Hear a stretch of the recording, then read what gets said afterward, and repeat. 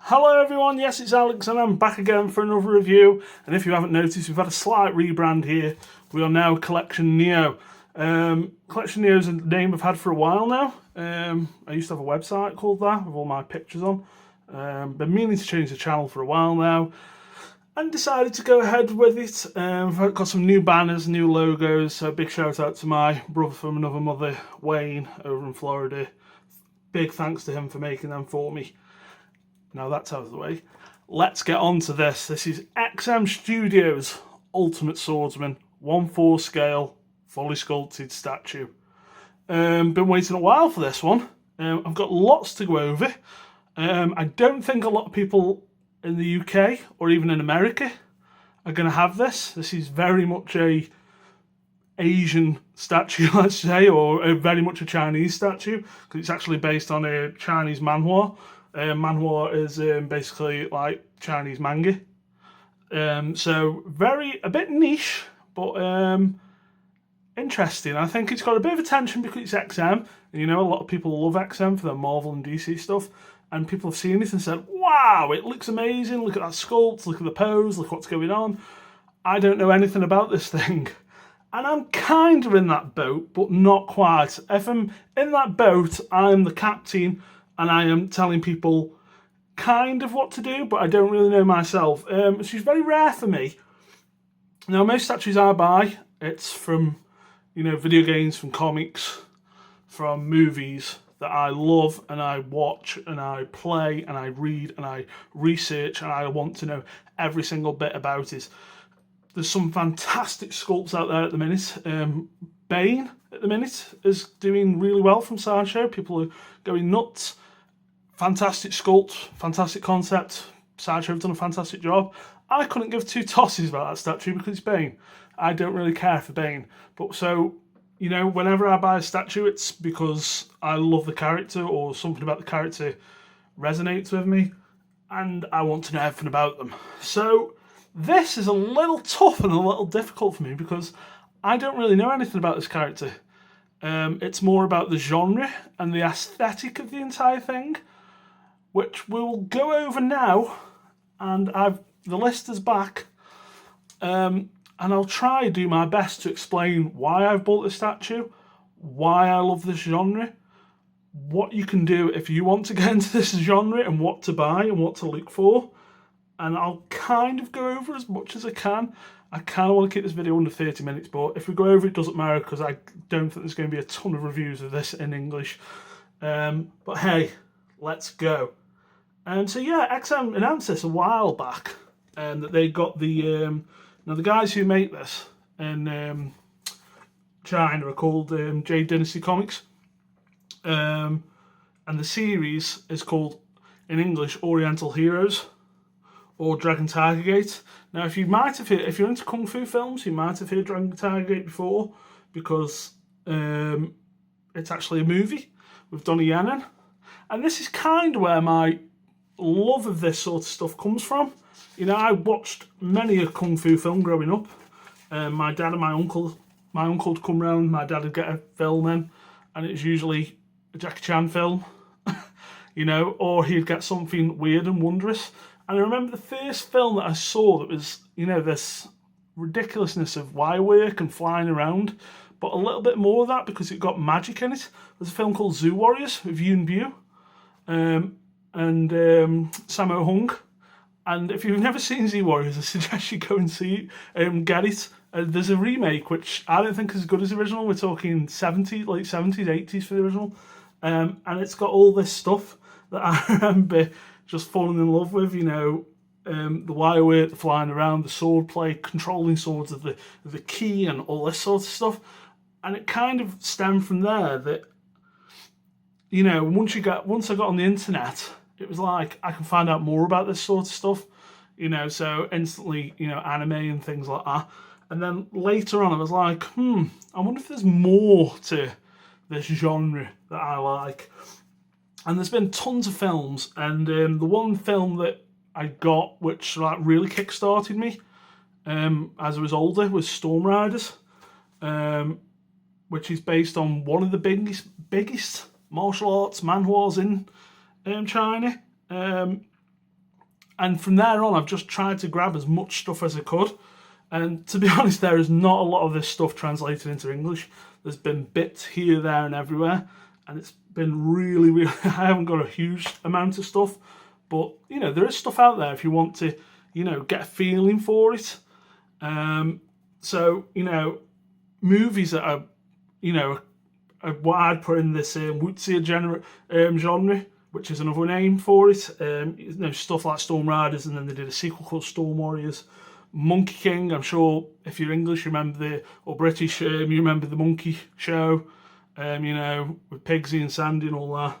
Very much a watered down version of this sort of stuff. And then there's films like True Legend, the Swordsman films, Detective D films, all this fantasy mix of martial arts.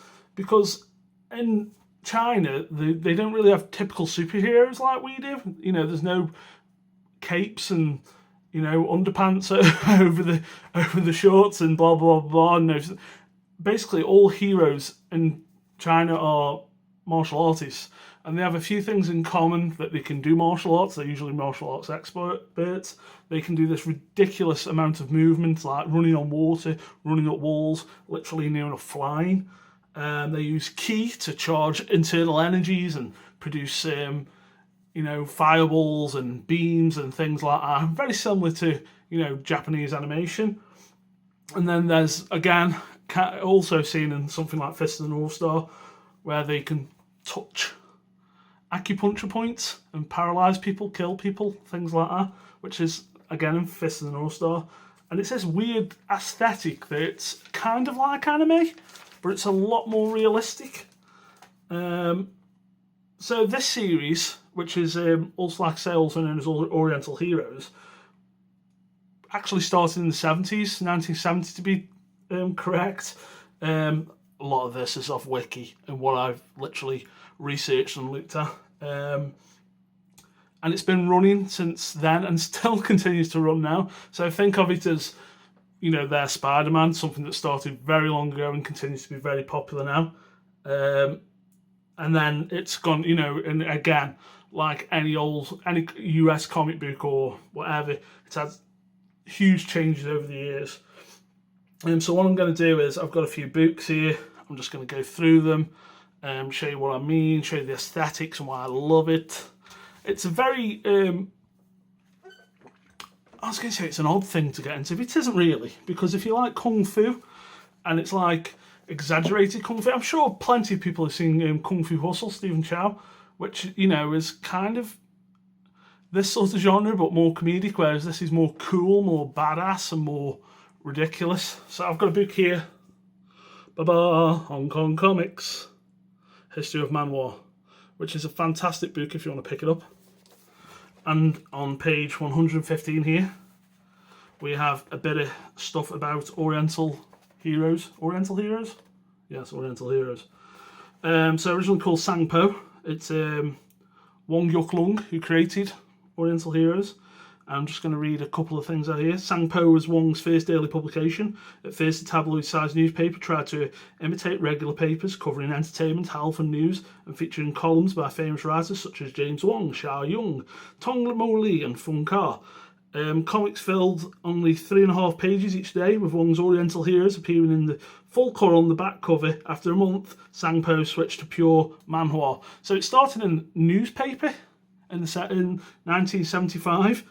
And then the newspaper basically turned into a full manhwa publication. So carries on then. When Wong gave the Little Rascal series in its new title, he made a few other changes. The setting was moved to Japan. He printed a note saying that the story was fictional, and he explored ways to depict violence without explicit bloodshed. So apparently there was some law that was put in that you couldn't put as much gore in. I don't know how gory it was for the 70s, but there we go. He relied on fire, water, poison and other methods of violence. Wong's drawing technique also improved, especially in his depiction of muscles and the lines denoting action. Oriental Heroes is published every day in Sangpo and collected each week in book form. So, like a Japanese manga. In the mid-1980s, Wong modified his drawing style again, making it more serious and less comical in response to the success of Ma Wingxing's realistic The Chinese Hero. Ma Wingxing also did Storm Riders, so once the Storm Rider statue comes pouring in, as I'm sure they will, we'll talk about that a bit more. After 1991, Oriental Heroes was drawn by Over Ortiz. This is still published today with a total run of more than 1,000 issues. So if we're just going to have a quick look here, as you can see the original style here. Very, very different to what we get now. And just coming along, as you can see the style changing very slow, and we're getting a lot more serious, a lot cooler. There's the man himself, the Ultimate Swordsman in the background. You know, so the style really changed over time. By the way, this has been such a pain in the arse. This statue is so massive, I'm like right back and cramped in. So I've actually got a couple of Oriental Heroes books that I picked up cheap, just to have something to reference. Really, they're completely in Chinese. Either, you know, they came with this card, which also shows the old school version of them. Now these three guys are the main three characters in the series, but we've got a, I'm not going to say a bad guy, because from what I know of this guy, he's not actually a bad guy, he's more neutral. He does things for his own gain. So in the middle, you've got Tiger Wong. Then on the right with the checkered trousers, you've got Dragon Wong. Was it Long? It might be Long. And on the left there, you've got Turbo Shack. Yeah, so they're your three main characters, but obviously that's a very old drawing style. As you can see here, you've got the 70s version at the top, 80s, 90s, and modern. And that came with one of the books, I think. So here's one of the books. We've got Ultimate Swordsman on the front. I'll just show you some internal pages here to show you what I mean when I come to like, look at the art style, the way they show energy, the way they show attacks. It's very, very unique. Nothing like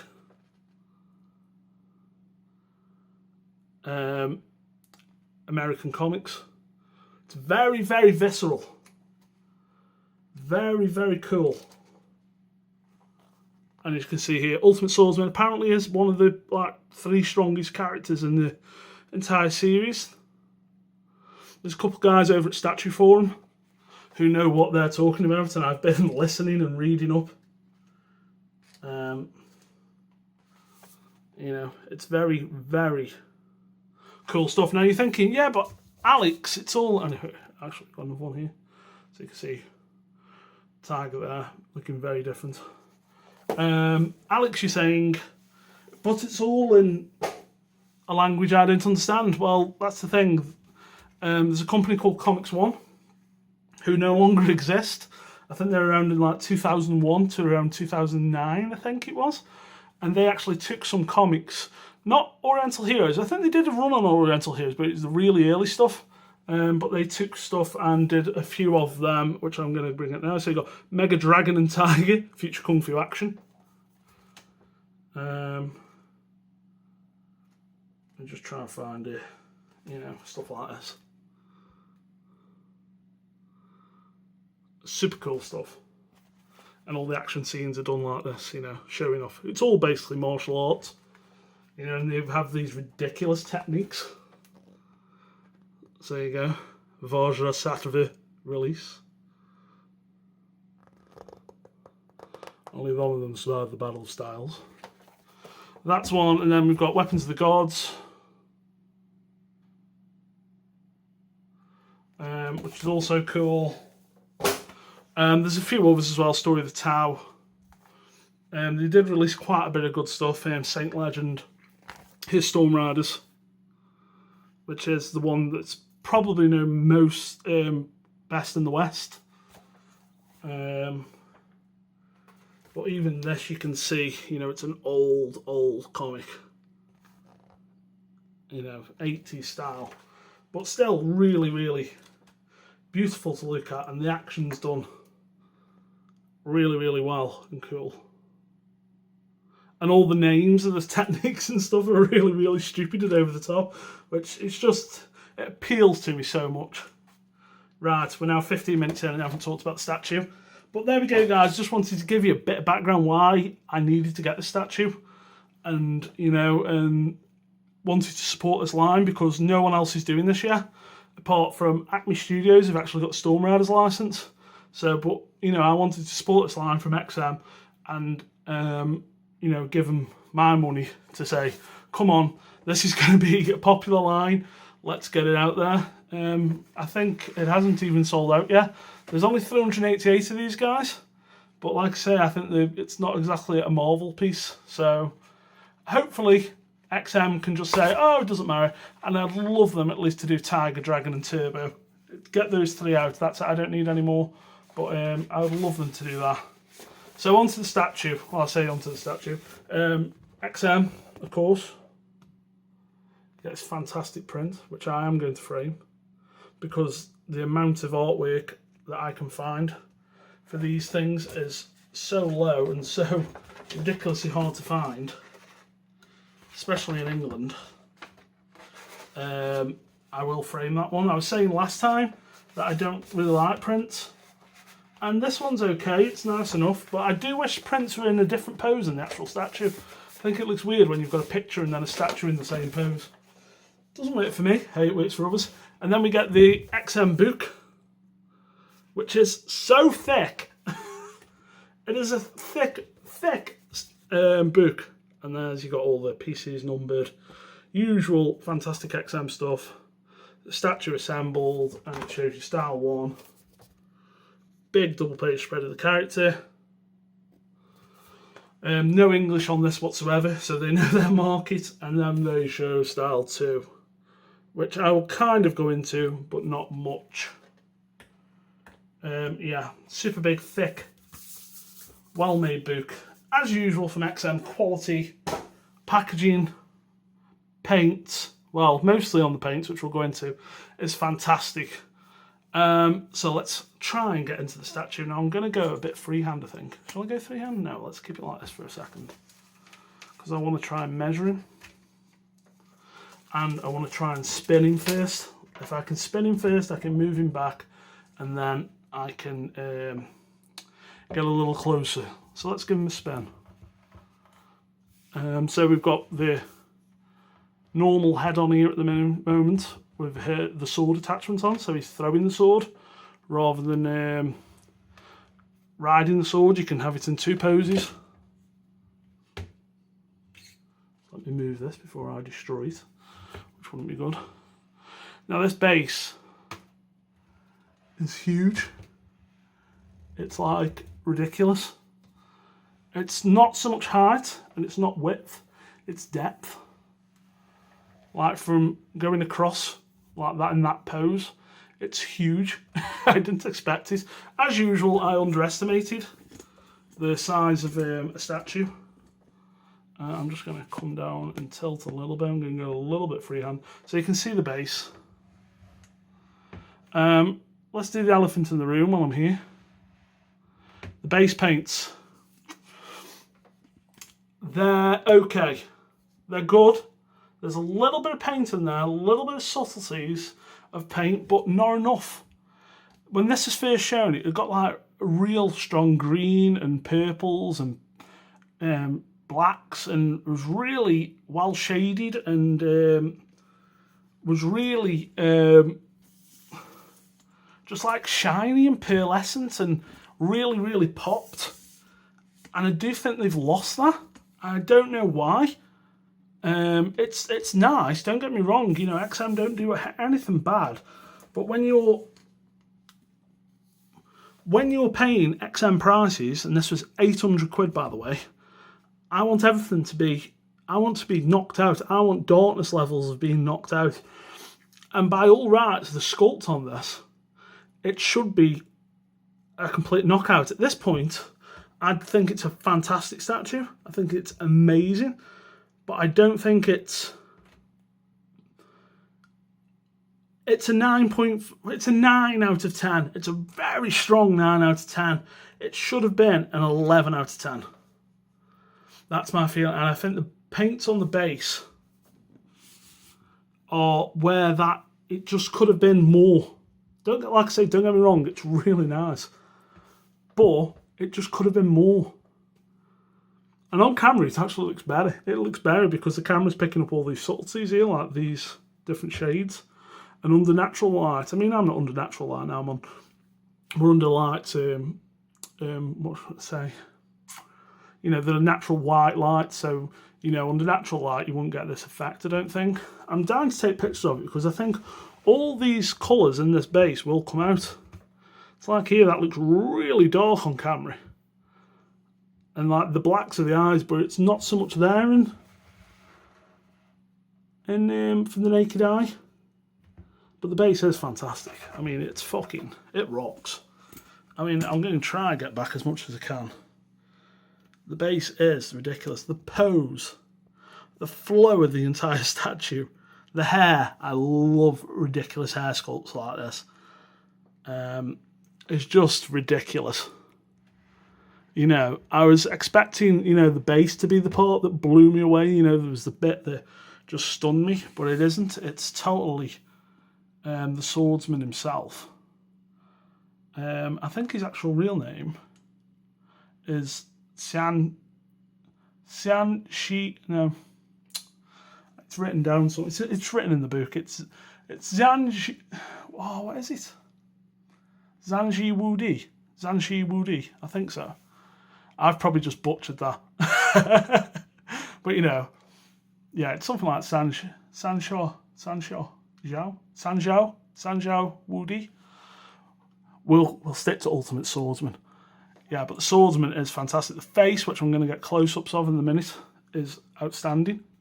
A lot of grief given to XM on face sculpts. I think this is definitely one of their better ones. And the paints on the sword, which I'll also get to in a moment. The base, like I say, is stunning, but it could have been knock you on your arse. Fuck me, that looks amazing, stunning. It looks amazing on camera. It does look amazing on camera. I can't believe how good it looks on camera. I don't think it looks that good in hand. All these colours don't pop as much as they are on camera, and that's what I wanted. To have this repainted would cost a fortune. It weighs an absolute ton. It's too heavy in my opinion. I am not one of these guys who wants my statue. I want them to feel good, yeah. But when they're 25 kilo, 20 kilo or whatever, you know, it just becomes, A, it's such a pain in the arse if you want to move them. And B, like shipping, I mean, the box for this was so massive. It's not as big as the Darkness box. They weigh about the same. I think the Darkness is a bit heavy, but man, you really struggle. I'm a big guy. I can pick up, you know, 30 kilo, but when it's in this huge box and it's, you know, knocking around and then you try and take the lid off and it's all suctioned in because of the vacuum it's caused. It's just, I had to get my dad in to help me, and that's desperation in my mind. Right, so what do we get in swap outs with the Ultimate Swordsman? Quite a few actually, and pretty decent ones too. So if you can see here on the foot, you can see there's a bit of a gap there. Now, the gap's there because you also get this switch out sword. I'm going to show you this one up close because this is the same as the one he's throwing, except without that. But I love this detail here. And the jade light green they've used is brilliant. It's just utterly brilliant. So this sword actually goes on the base like that. If you look on the back, there's no detail. It sits flat, and then the peg goes through there. So that bit of gap there is to thingy for the sword, I imagine. But you know, the gap's not super noticeable. I don't know if you could go any further down. But to be honest, in most angles you don't see it. But the sword's really nicely done. You get two switch out hands, which I will switch on. So the two he's got on at the minute. Let's take one off. These are just magnetised. He's got like straight fingered throwing, like he's forcing the sword. It's a very classic pose. Then we've got these angry ones. Very, very well painted. I'd say the paints are as, I mean, XM get a lot of praise about their paints, and I do think they're, you know, well painted, but I think, you know, this is a much simpler thing. You know, it's more anime stylings, leaning towards more anime stylings, where everything's more cleaner and simpler. I'd say the paints are very well done, very well shaded. You've got that right balance of the aesthetic for this sort of stuff, where it's kind of realistic, but kind of fantastical. So they've got that balance really, really well done. So I kind of like that pose, but I was totally, again, this is, I think, what was the last thing I said this on? Heads. I was really into one head on the previews. Oh, the 1-3 Scorpion, I was really not into the skull head, and I've actually got the skull head on display now. So we'll take the calm head, which is, like I say, the one I thought I was going to thingy. It's really well painted. The purple around the eyes isn't as noticeable in real in hand. The camera's really picking this up today. But the eyes are so well done, there's a gloss over them. Really, really nice head sculpt. Because of the hair, they are a pain in the arse to put down. I'm going to switch out this hand, because you do get that. For that hand, which I think goes like that, yeah. Very cool. Also, I forgot to mention, the sword, what he is throwing, it's actually just a demon on a peg that plugs on. So if you take that sword out and put the one that he's flying on, you get a replacement demon head without the sword to plug up that gap. But this screaming head, I think, is monumental. It actually sits a little different as well, but it's the eyes. They've literally just done a black gloss on the eyes. I'm guessing when he's in a rage or when he uses his full power, his eye is black and over. The mouth is done perfectly. It's really, really nice.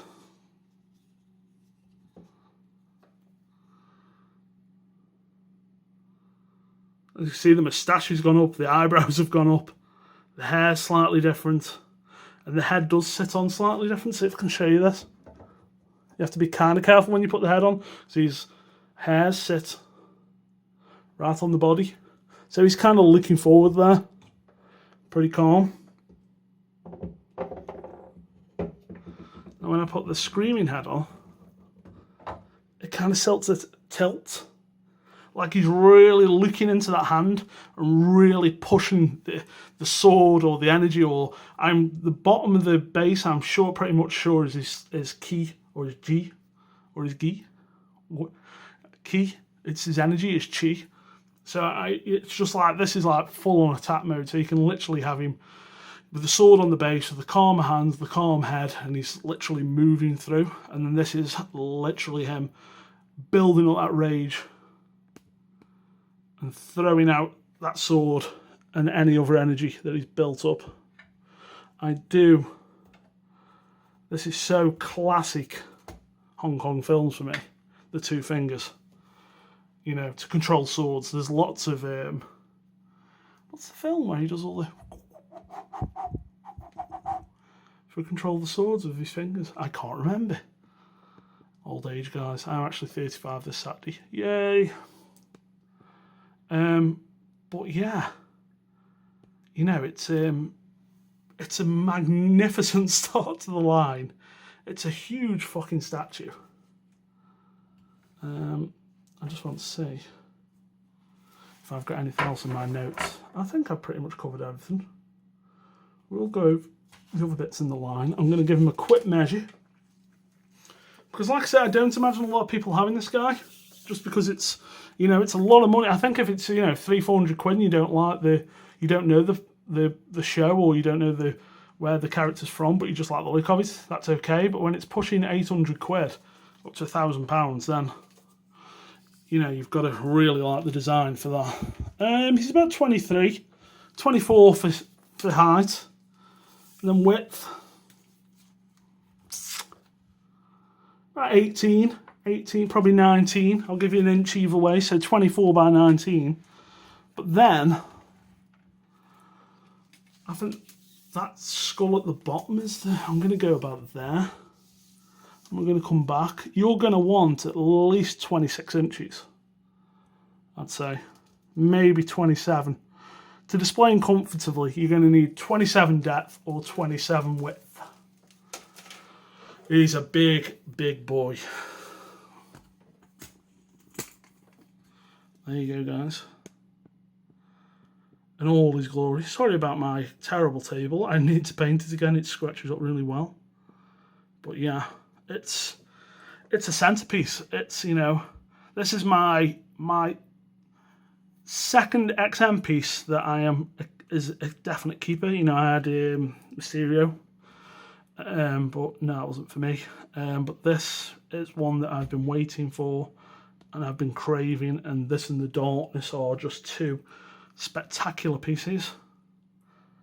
I wish that base was a little bit better, but overall, you know, from that shot that we're looking at now is incredible. The head, the flow of the hair, the flow of the, you know, the costume. I mean, now there's been a little bit of criticism when it comes to clothing that they aren't textured, but in this, like I say, with this aesthetic, this works, you know. It totally works. And what's he pointing at? It's a Storm Riders poster. Yes. By the way, I don't really know how I'm going to display him. I might have to. I've got my Darkness and Infinity Studios Zhao Yun in two corners, which have given him a bit of length and depth. So I'm guessing this might have to go where Zhao Yun is, and then Zhao Yun's going to have to go somewhere else. I don't know where. But fuck it. Who gives a fuck about space when you've got stuff like this? Yeah. Unbelievable. It says I was a little bit down on this statue when I first got it for some reason, but now, yeah, it's alright. No, I do really, really, really love it. So, let's go on to what's going on next. So the next piece in the line is a guy called Shibumi. Apparently he's one of the most, he's like a real bad guy. The statue is nothing like this. It's very simple. It's got a smaller base, plenty of switch outs, 2 switch out heads, plenty of switch out hands. And he's in like a walking pose. It's the most badass, classy, but the aesthetic, the colours pop. He's a lot more colour to him than Ultimate Swordsman. And, you know, these two together are just going to look amazing. That's what's next from XM. Hopefully, I think they showed a render for Dragon Long. For Dragon. So, hopefully we're going to get the two brothers and Turbo Shack at one point. I really, really hope. If they can get those three out, or at least just give us Tiger, and then go on from there. And as I say, we all thought that XM were going to get Storm Riders, and they didn't. So another studio called Acme Studios are doing it, and they're doing Wind on the Flame Kieran, and it's like 28 inches long, and it's huge, and it's $1,000, and I'm having it no matter what. So keep your eyes out if you're a fan of Hong Kong comics and a fan of this sort of genre and this aesthetic, because there will be, you know, more to come. Definitely Shibumi. Shibumi's being paid for right now. I think he ships next year. And then Acme Studios, hopefully in the next year or so. And hopefully a lot more to come. Like I say, I was like in my Zhao Yun review, I was saying I would love for more Chinese properties and Chinese myths and legends and things to get more attention and premium statues of this quality. Hopefully this is the start of something beautiful. And what a fucking start. There you go. So that is XM Studios Ultimate Swordsman 1/4 scale. I hope I did it justice. Any questions or comments, put them down below. I'll try and answer them. Hey, if you want to subscribe, please do. No pressure. Alright guys, thanks for watching. I'll see you next time.